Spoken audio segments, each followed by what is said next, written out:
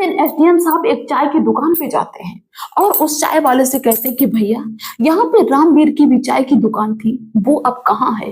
तो वो चाय वाला कहता है कि ये दुकान उन्हीं की है, उन्होंने 4 साल पहले बेच दी है क्योंकि उनको बीमारी थी जिसके चलते उनको पैसों की जरूरत थी और उन्होंने दुकान बेच दी, मैंने खरीद ली। अब मुझे उनका पता नहीं कि वो कहाँ हैं, कैसे हैं।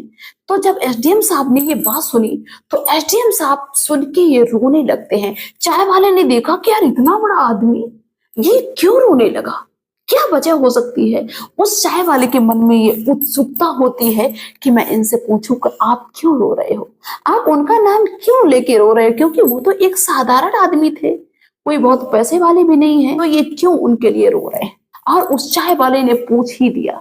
तो उस एसडीएम साहब ने जो अपनी स्टोरी सुनाई, उसको सुनने के बाद में चाय वाले की आंखों में भी आंसू आ गए।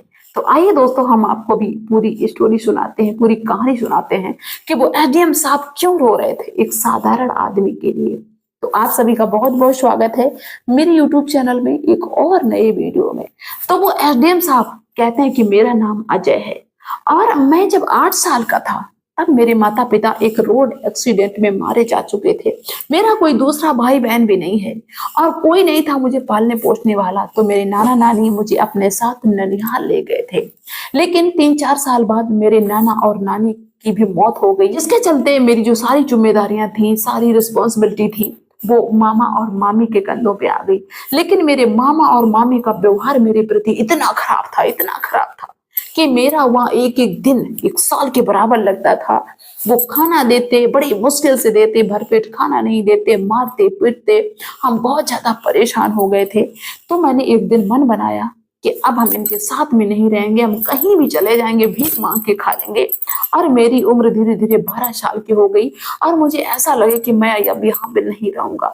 जब उनकी प्रताड़ना से हम बहुत ज्यादा परेशान हो गए तो हम एक दिन घर से निकल देते हैं और निकल देते हैं शहर के लिए, सोचते हैं कि कहीं पे भीख मांगे जाके, क्योंकि इतनी छोटी उम्र में मुझे कोई नौकरी देगा नहीं, या तो कहीं होटल होटल पे मुझे कोई प्लेटें साफ करने के लिए कोई नौकरी मिल जाएगी तो वहां पे हम काम कर लेंगे। भाग के आए तो यहाँ पे जो दुकान थी वो रामवीर की थी और पास में एक बड़ा सा पत्थर था। तो हम उसी पत्थर के पास में बैठ गए और सोच में पड़ गए, यार मेरे पास एक पैसा भी नहीं है।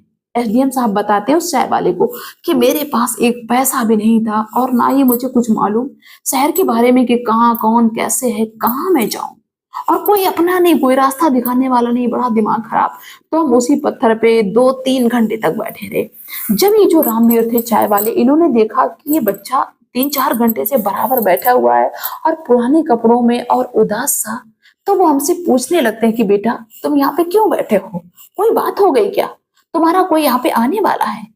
तो वो एसडीएम साहब कहते हैं कि हम रोते हुए उनको अपनी सारी कहानी बताते हैं कि ऐसे ऐसे मेरे मामा मामी मुझे बहुत मारते हैं, मेरा जीना दुश्वार किए थे, जिसके चलते हम घर से भाग के आ गए और अब हम वापस उस घर में नहीं जाएंगे। तो मुझे बहुत ज्यादा समझाते हैं कि बेटा अपने घर वापस चले जाओ, लेकिन मैंने उनसे प्रण कर ली कि मैं अपने घर वापस नहीं जाऊंगा। तो उनको मुझ पे दया आ गई कि 12 साल का बच्चा कहाँ जाएगा। और मैं उनसे बराबर, एसडीएम साहब कहते हैं कि मैं उनसे बराबर ये गिड़गिड़ाता रहा कि आपको भैया कहीं कुछ मालूम हो तो मेरी नौकरी लगवा दो, जिससे मुझे कुछ पैसा मिलने लगेगा और अपना गुजारा कर लेंगे।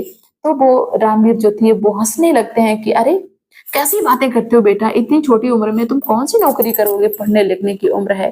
और उनको मुझ पे ऐसी दया आई कि उन्होंने कहा कि बेटा पहले आप चाय पियो। उन्होंने अपनी दुकान से मुझे चाय पिलाई और होटल में गए और वहां से खाना लाए, मुझे खाना खिलाया।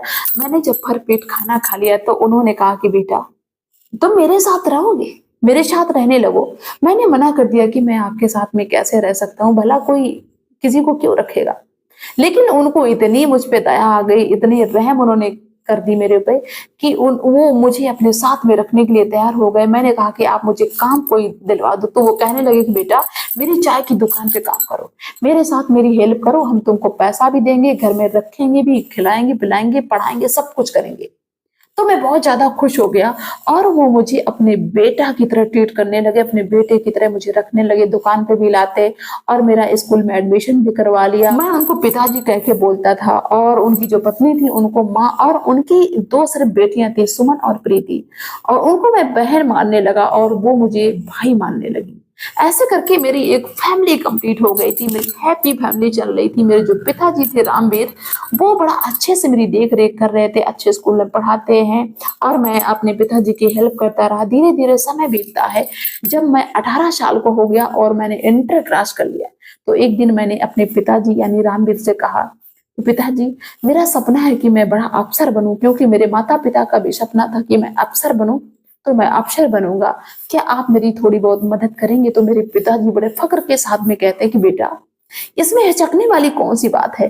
तुम्हारा मन है अफसर बनने का, हम पूरी कोशिश करेंगे, जो भी मुझसे हो पड़ेगा हम सब कुछ देंगे, तुम अफसर बनो, तैयारी करो।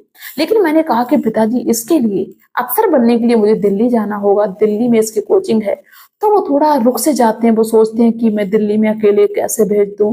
लेकिन मैंने उनको कहा कि ऐसी कोई दिक्कत नहीं होगी, आप मुझे भेज तो दो और अफसर बन के हम आपकी सेवा करेंगे। उन्होंने मुझे आज्ञा दे दी और मैं इंटर करने के बाद भी पहुंच गया दिल्ली। दिल्ली जाके हम वहाँ पे कोचिंग पढ़ाने लगते बच्चों को और वहाँ पे स्कूल में भी पढ़ाने लगते। यहाँ तक कि हम इतने ज्यादा बिजी हो गए कि मैंने फिर पलट के इस परिवार को नहीं देखा कि कौन किस हाल में है, क्योंकि उस समय सोशल मीडिया का दौर नहीं था। मैंने किसी को पलट के नहीं देखा। हम इतने बिजी हो गए, 3-3 4-4 शिफ्ट की मैंने कोचिंग शुरू कर दी और उसी से जो पैसा मिलता उसी से हम अपनी यूपीएससी की तैयारी करने लगे। धीरे धीरे वक्त बीतता है, 2 साल हो गया, 3 साल हो गया, 4 साल हो गया। मैंने उस परिवार की बिल्कुल भी सुध नहीं ली, यहाँ तक कि पूरी तरह से भूल गए और अपनी दुनिया में खो गए। और कुछ दिन बाद मेरा यूपीएससी में सिलेक्शन हो गया, मैं एसडीएम बन गया। एसडीएम बन गया तो मुझे बहुत ज्यादा खुशी और मैं ट्रेनिंग पे भी पहुंच गया। ट्रेनिंग कंप्लीट करने के बाद में जब हम ड्यूटी पे पहुंच गए और एक दिन अचानक मेरी जमीर ने मुझे धिक्कारा कि तो यहाँ पे बैठा है, तो उस इंसान की बदौलत जिसको तू भूल चुका है, क्योंकि तेरी शुरुआत ही खराब हो चुकी होती। क्योंकि जब मैं घर से भाग के आया था, तब मैं अगर पढ़ लिख ना पाता, उन्होंने मुझे पढ़ाया ना होता, तो हम डायरेक्टली यहाँ पे एसडीएम कैसे बन जाते? भाई नींव तो मजबूत होनी चाहिए। उन्होंने मुझे पढ़ाया लिखाया, आज मैं उनको क्यों भूल गया? वो कहाँ है? मैंने उनकी सुध भी नहीं ली। उन्होंने अपना बेटा समझ के मुझे पढ़ाया, मुझे पाला पोसा, सहारा दिया। एसडीएम साहब कहते हैं कि जब ये चीजें हमारे दिमाग में आने लगी तो मेरा भाई एक दिन एक रात कटना मुश्किल हो गया और मैं चल दिया वहां से जहां मैं ड्यूटी करता था और मैं आ गया यहाँ पे। और उस चाय वाले से कहते हैं कि यहीं पे उनकी दुकान थी, इसीलिए हम यहाँ पे आए।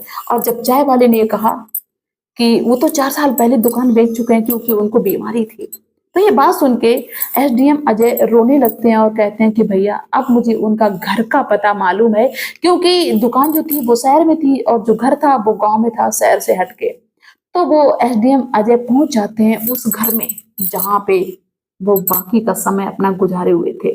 पहुंचते हैं तो वहां पे सभी लोग देख के चौंक जाते हैं। आज जो एसडीएम की माँ थी यानी कि रामवीर की पत्नी, वो अजय को देखकर रोने लगती है और कहती है, बेटा मुझे तुमसे ये उम्मीद नहीं थी कि तुम मुझे इस तरह भूल जाओगे। और जो बहनें थी सुमन और प्रीति, वो भी रोने लगती हैं अजय को देख के। अजय ने कहा कि माँ मैं एसडीएम बन गया हूँ। तो वहां पे माहौल और भी ज्यादा गमगीन हो जाता है। इसके बाद अजय ने कहा कि माँ पिताजी कहाँ हैं? तो रणबीर की पत्नी फूट फूट कर रोने लगती है। बेटियां भी रोती, कहती हैं कि पिताजी की 2 साल पहले मौत हो चुकी है और उनको बीमारी थी, मेरे पास एक पैसा नहीं था जिससे हम उनका इलाज करवाते, और मैंने अपनी दुकान भी बेच दी और बीमारी के चलते उनका निधन हो गया। तो तुमने भी दोबारा सुध नहीं ली। जब अजय ये बात सुनता है तो अजय भी फूट फूट कर रोने लगता है, क्योंकि अजय को ये चीज बहुत ज्यादा खराब लग रही थी कि 2 साल पहले हमारे पिताजी पैसों की तंगी की वजह से इस दुनिया को छोड़ के चले गए, जबकि हम 3 साल पहले ही एसडीएम बन चुके थे। वो पछताता है, रोता है और सोचता है कि अब इसका मैं पश्चाताप कैसे करूं। लेकिन वो अपनी माँ से कहता है कि माँ मुझसे भूल हो गई, गलती हो गई, हम वहां पे इतने ज्यादा बिजी हो गए कि मैंने इस घर की तरफ मुड़ के नहीं देखा। लेकिन अब हम आपसे वादा करते हैं कि अब आगे की जितनी भी रिस्पॉन्सिबिलिटी है हम उसको निभाएंगे। हम अपनी बहनों की शादी करेंगे, तुम्हारी सेवा करेंगे, जैसा आप कहोगी वैसा हम करेंगे। इसके बाद सारे लोग खुश हो जाते हैं। जो अजय एसडीएम थे उन्होंने अपनी दोनों बहनों की, क्योंकि वो भी शादी की योग हो गई थी, पहले छोटी थी, उनकी शादी सरकारी नौकरी वाले लड़कों से की।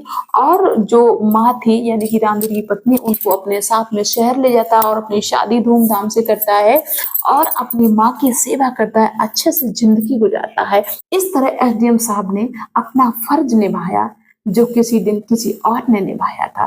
तो आप सभी लोग एसडीएम के बारे में क्या कहना चाहेंगे, क्या आपकी राय है, मुझे कमेंट्स के थ्रू जरूर बताना। चलिए दोस्तों, मिलते हैं नेक्स्ट वीडियो नेक्स्ट डे, तब तक के लिए बाय सभी को।